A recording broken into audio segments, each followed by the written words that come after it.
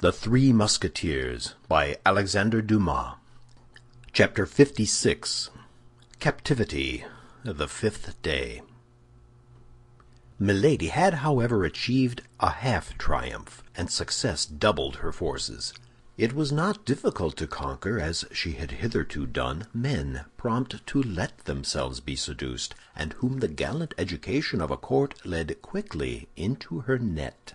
Milady was handsome enough not to find much resistance on the part of the flesh, and she was sufficiently skillful to prevail over all the obstacles of the mind. But this time she had to contend with an unpolished nature, concentrated and insensible by force of austerity. Religion and its observances had made Felton a man inaccessible to ordinary seductions. There fermented in that sublimated brain plans so vast, projects so tumultuous, that there remained no room for any capricious or material love, that sentiment which is fed by leisure and grows with corruption. Milady had then made a breach by her false virtue in the opinion of a man horribly prejudiced against her, and by her beauty in the heart of a man hitherto chaste and pure. In short, she had taken the measure of motives hitherto unknown to herself, through this experiment made upon the most rebellious subject that nature and religion could submit to her study. Many a time, nevertheless, during the evening, she despaired of fate and of herself. She did not invoke God, we very well know, but she had faith in the genius of evil, that immense sovereignty which reigns in all the details of human life, and by which, as in the Arabian fable, a single pomegranate seed is sufficient to reconstruct a ruined world. Milady, being well prepared for the reception of Felton, was able to erect her batteries for the next day. She knew she had only 2 days left, that when once the order was signed by Buckingham, and Buckingham would sign it the more readily from its bearing a false name, and he could not therefore recognize the woman in question, once this order was signed, we say, the baron would make her embark immediately, and she knew very well that women condemned to exile employ arms much less powerful in their seductions than the pretendedly virtuous woman whose beauty is lighted by the sun of the world, whose style the voice of fashion lauds, and whom a halo of aristocracy gilds with enchanting splendors. To be a woman condemned to a painful and disgraceful punishment is no impediment to beauty, but it is an obstacle to the recovery of power. Like all persons of real genius, Milady knew what suited her nature and her means. Poverty was repugnant to her. Degradation took away 2/3 of her greatness. Milady was only a queen while among queens. The pleasure of satisfied pride was necessary to her domination. To command inferior beings was rather a humiliation than a pleasure for her. She should certainly return from her exile, she did not doubt that a single instant. But how long might this exile last? For an active, ambitious nature like that of Milady, days not spent in climbing are inauspicious days. What word, then, can be found to describe the days which they occupy in descending? To lose a year, 2 years, 3 years, is to talk of an eternity. To return after the death or disgrace of the cardinal, perhaps, to return when D'Artagnan and his friends, happy and triumphant, should have received from the queen the reward they had well acquired by the services they had rendered her, these were devouring ideas that a woman like Milady could not endure. For the rest, the storm which raged within her doubled her strength, and she would have burst the walls of her prison if her body had been able to take for a single instant the proportions of her mind. Then that which spurred her on additionally in the midst of all this was the remembrance of the cardinal. What must the mistrustful, restless, suspicious cardinal think of her silence? The cardinal, not merely her only support, her only prop, her only protector at present, but still further, the principal instrument of her future fortune and vengeance? She knew him. She knew that at her return from a fruitless journey, it would be in vain to tell him of her imprisonment, in vain to enlarge upon the sufferings she had undergone. The cardinal would reply with the sarcastic calmness of the skeptic, strong at once by power and genius, "You should not have allowed yourself to be taken." Then Milady collected all her energies, murmuring in the depths of her soul the name of Felton, the only beam of light that penetrated to her in the hell into which she had fallen. and like a serpent which folds and unfolds its rings to ascertain its strength, she enveloped Felton beforehand in the thousand meshes of her inventive imagination.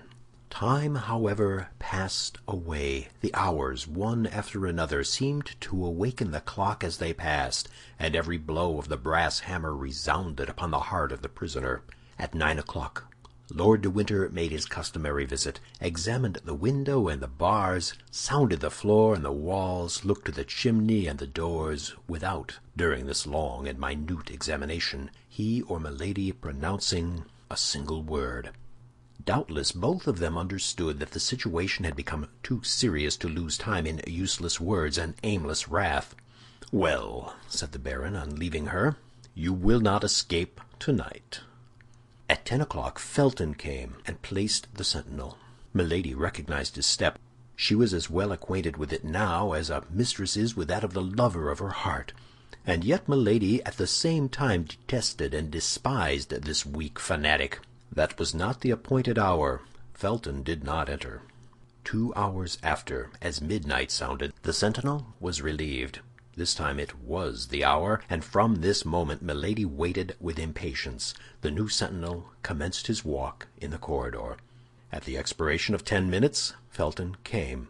Milady was all attention. "Listen," said the young man to the sentinel.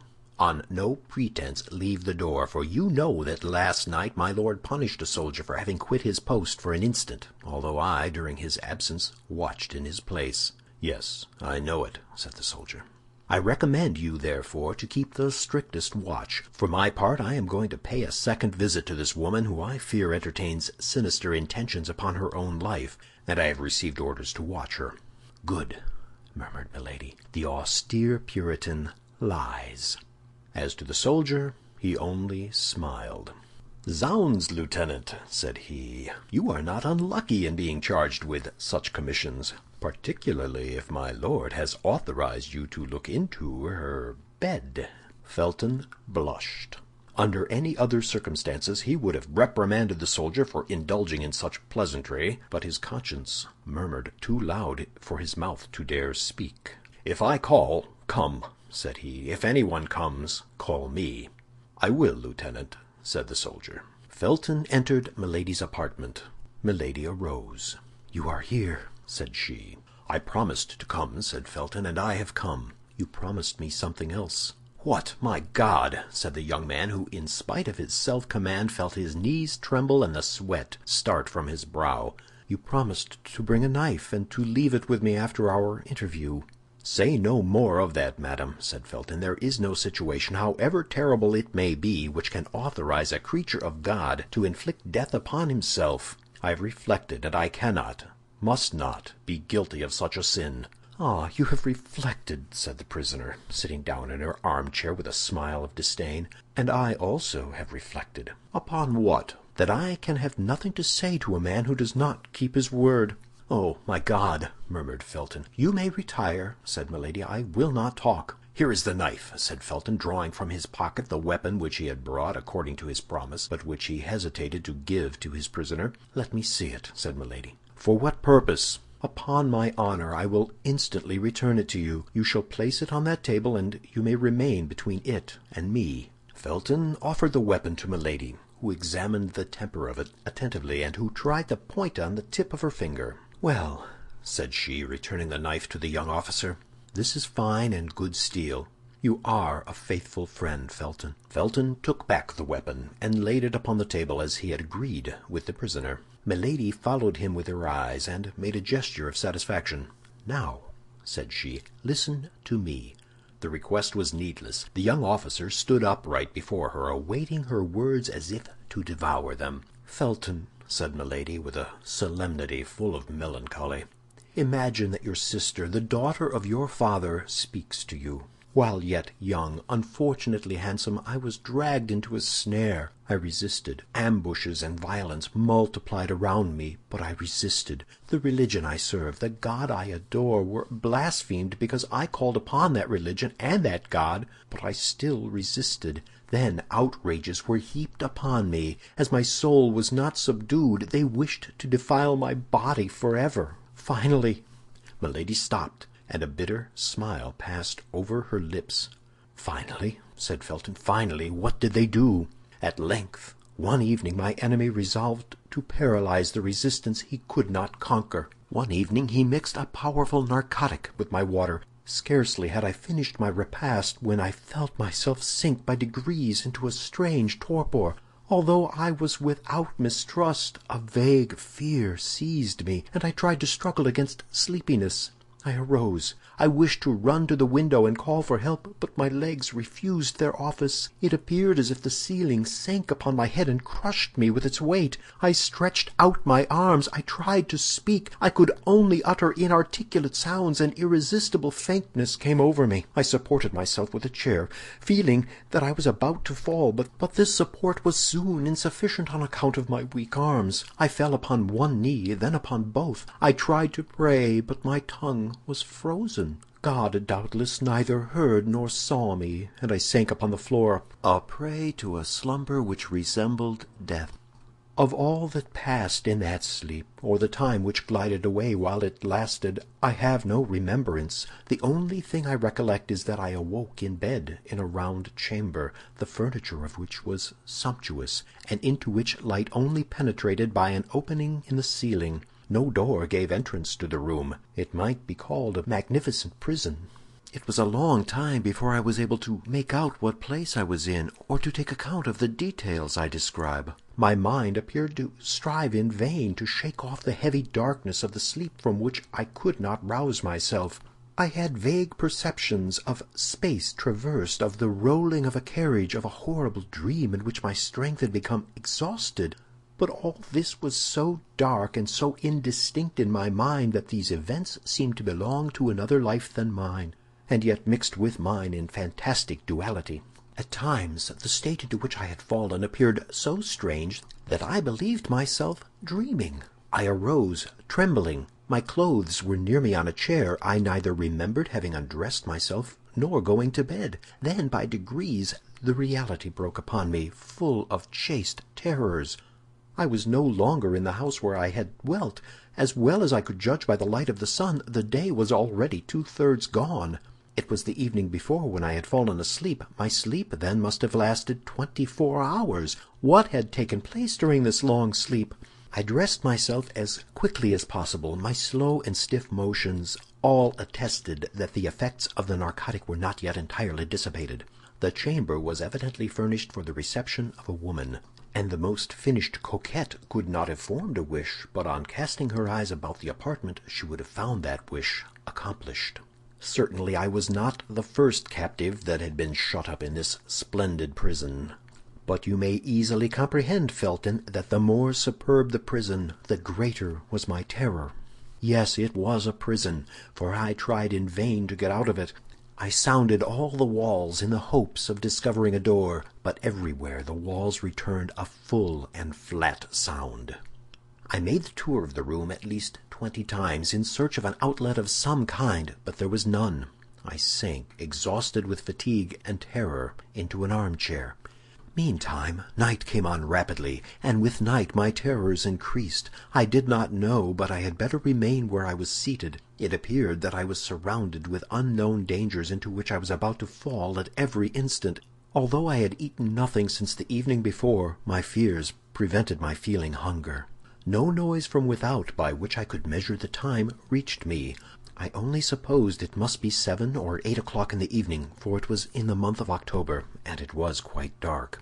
All at once the noise of a door turning on its hinges made me start. A globe of fire appeared above the glazed opening of the ceiling, casting a strong light into my chamber, and I perceived with terror that a man was standing within a few paces of me.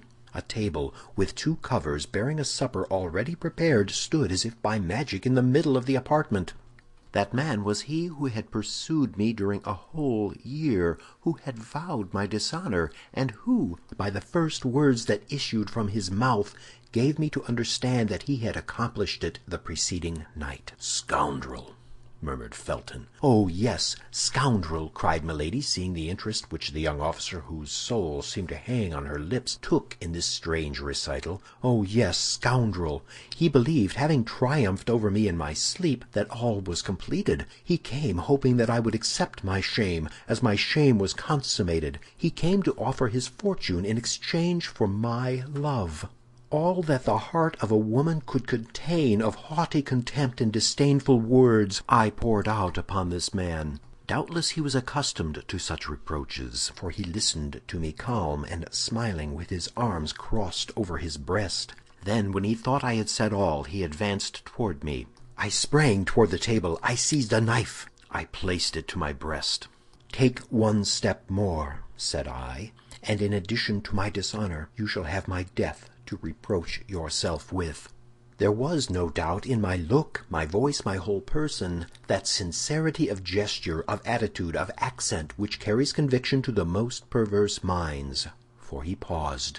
"Your death?" said he. "Oh, no, you are too charming a mistress to allow me to consent to lose you thus, after I have had the happiness to possess you only a single time.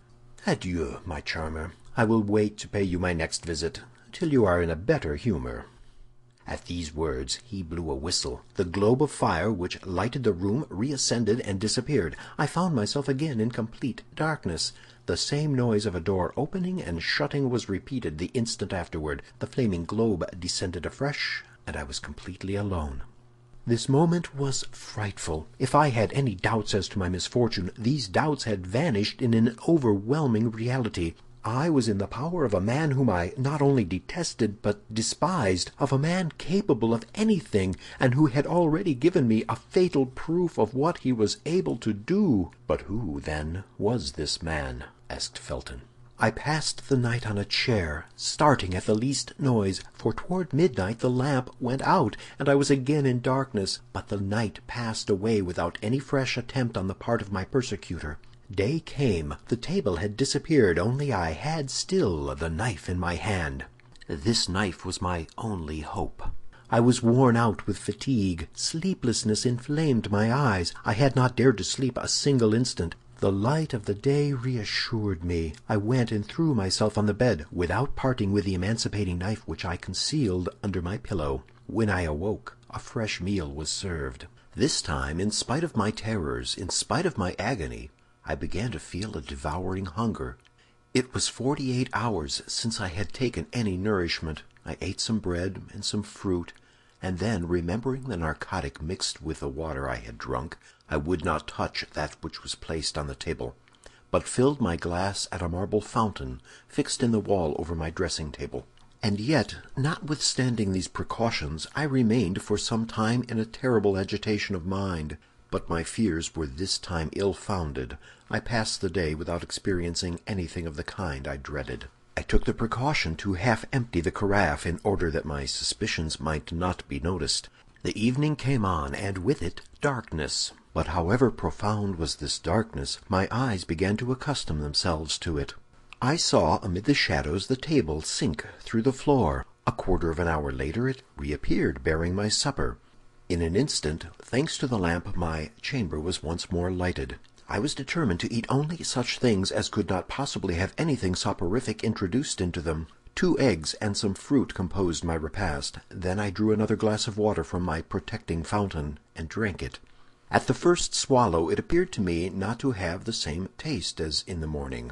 Suspicion instantly seized me. I paused, but I had already drunk half a glass. I threw the rest away with horror and waited with the dew of fear upon my brow. No doubt some invisible witness had seen me draw the water from that fountain and had taken advantage of my confidence in it, the better to assure my ruin, so coolly resolved upon, so cruelly pursued. Half an hour had not passed when the same symptoms began to appear. But as I had only drunk half a glass of water, I contended longer, and instead of falling entirely asleep, I sank into a state of drowsiness which left me a perception of what was passing around me, while depriving me of the strength to either defend myself or to fly. I dragged myself toward the bed to seek the only defense I had left, my saving knife, but I could not reach the bolster. I sank on my knees. My hands clasped round one of the bedposts. Then I felt that I was lost. Felton became frightfully pale, and a convulsive tremor crept through his whole body. "And what was most frightful," continued Milady, her voice altered as if she still experienced the same agony as at that awful minute, "was that at this time I retained a consciousness of the danger that threatened me, was that my soul, if I may say so, waked in my sleeping body, was that I saw, that I heard. It is true that all was like a dream, but it was not the less frightful.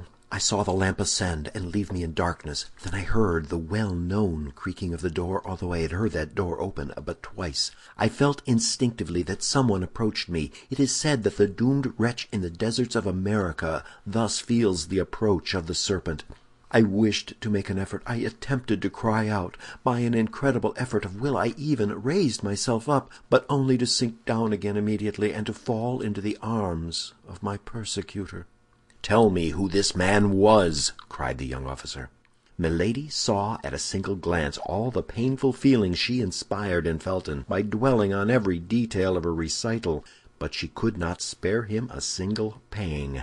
The more profoundly she wounded his heart, the more certainly he would avenge her. She continued then, as if she had not heard his exclamation, or as if she thought the moment was not yet come to reply to it. "Only this time it was no longer an inert body without feeling that the villain had to deal with. I have told you that without being able to regain the complete exercise of my faculties, I retained the sense of my danger. I struggled, then, with all my strength, and doubtless opposed, weak as I was, a long resistance, for I heard him cry out, 'These miserable Puritans!' I knew very well that they tired out their executioners, but I did not believe them so strong against their lovers. Alas, that this desperate resistance could not last long. I felt my strength fail, and this time it was not my sleep that enabled the coward to prevail, but my swoon." Felton listened without uttering any word or sound except an inward expression of agony. The sweat streamed down his marble forehead, and his hand under his coat tore his breast. My first impulse, on coming to myself, was to feel under my pillow for the knife I had not been able to reach. It had not been useful for defense; it might at least serve for expiation. But on taking this knife, Felton, a terrible idea occurred to me.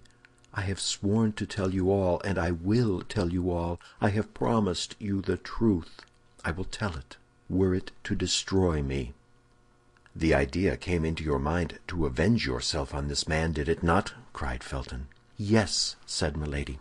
"The idea was not that of a Christian I knew, but without doubt that eternal enemy of our souls, that lion roaring constantly around us, breathed it into my mind.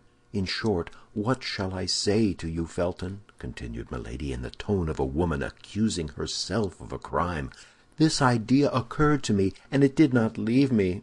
It is of this homicidal thought that I now bear the punishment." "Continue, continue," said Felton. "I am eager to see you attain your vengeance."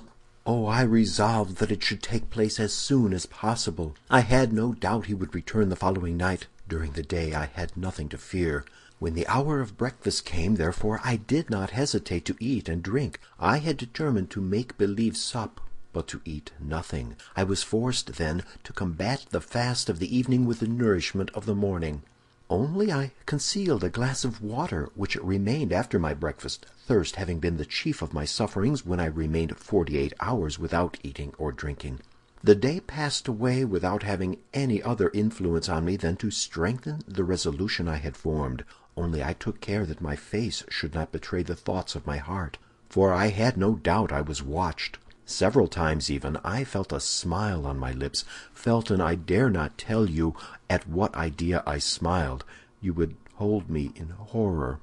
Go on," said Felton. "You see plainly that I listen, and I am anxious to know the end." Evening came. The ordinary events took place. During the darkness as before, my supper was brought. Then the lamp was lighted, and I sat down to table. I only ate some fruit. I pretended to pour out water from the jug, but I only drank that which I had saved in my glass.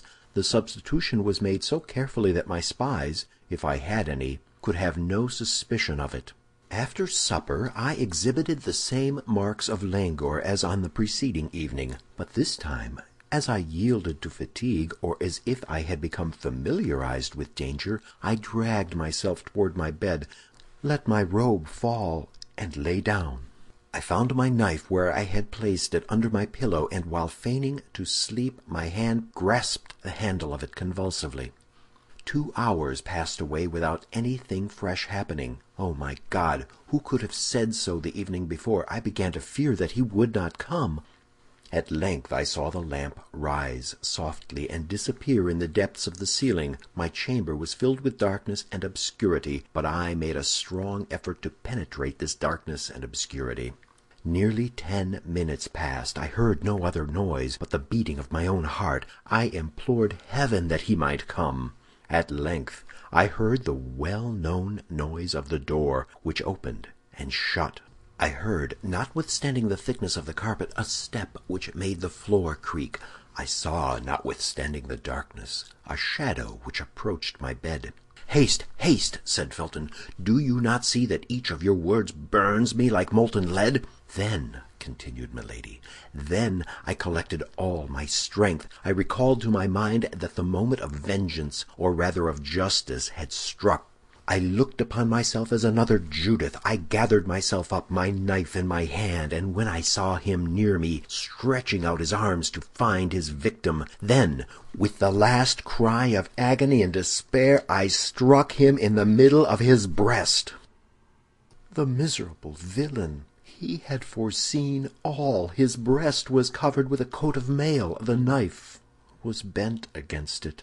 "Ah, ah!" cried he, seizing my arm and wresting from me the weapon that had so badly served me. "You want to take my life, do you, my pretty Puritan?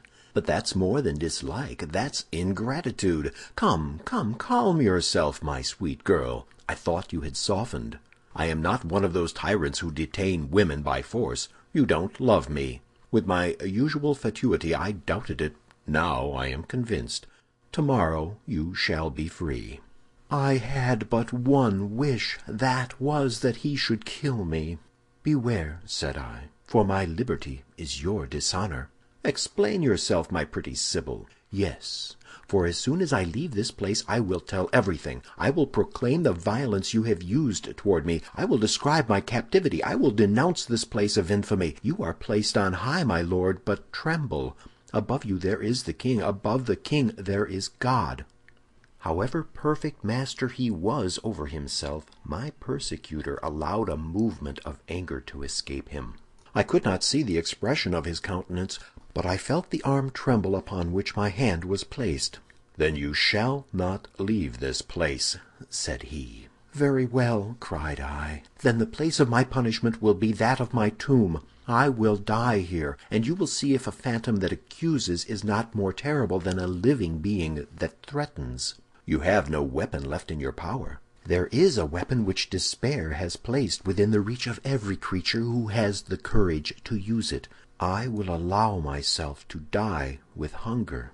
"Come," said the wretch, "is not peace much better than such a war as that? I will restore you to liberty this moment. I will proclaim you a piece of immaculate virtue. I will name you the Lucretia of England.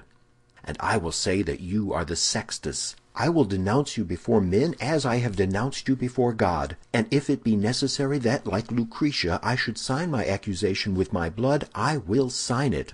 "Ah," said my enemy in a jeering tone, "that's quite another thing. My faith, everything considered, you are very well off here. You shall want for nothing, and if you let yourself die of hunger, that will be your own fault."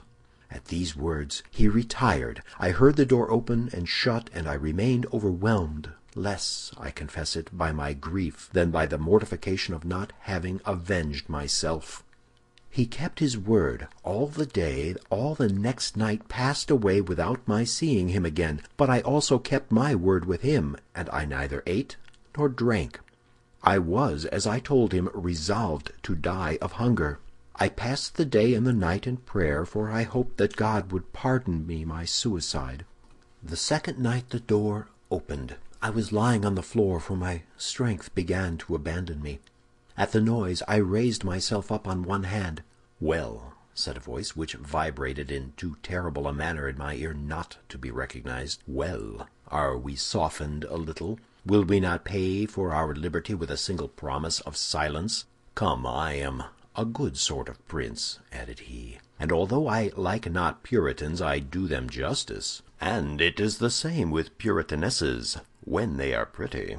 Come, take a little oath for me on the cross. I won't ask anything more of you." "On the cross!" cried I, rising, for at that abhorred voice I had recovered all my strength. "On the cross I swear that no promise, no menace, no force, no torture shall close my mouth. On the cross I swear to denounce you everywhere as a murderer, as a thief of honor, as a base coward. On the cross I swear, if I ever leave this place, to call down vengeance upon you from the whole human race." "Beware," said the voice in a threatening accent that I had never yet heard. "I have an extraordinary means which I will not employ but in the last extremity to close your mouth, or at least to prevent anyone from believing a word you may utter." I mustered all my strength to reply to him with a burst of laughter.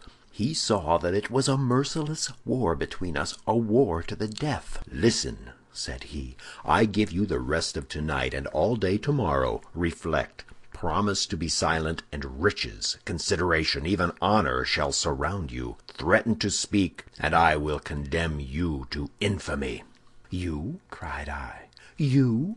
"To interminable, ineffaceable infamy." "You?" repeated I. "Oh, I declare to you, Felton, I thought him mad." "Yes, yes, I," replied he. "Oh, leave me," said I. "Begone, if you do not desire to see me dash my head against that wall before your eyes." "Very well, it is your own doing. Till tomorrow evening, then." "Till tomorrow evening, then," replied I, allowing myself to fall, and biting the carpet with rage. Felton leaned for support upon a piece of furniture, and Milady saw, with the joy of a demon, that his strength would fail him perhaps before the end of her recital. End of chapter 56.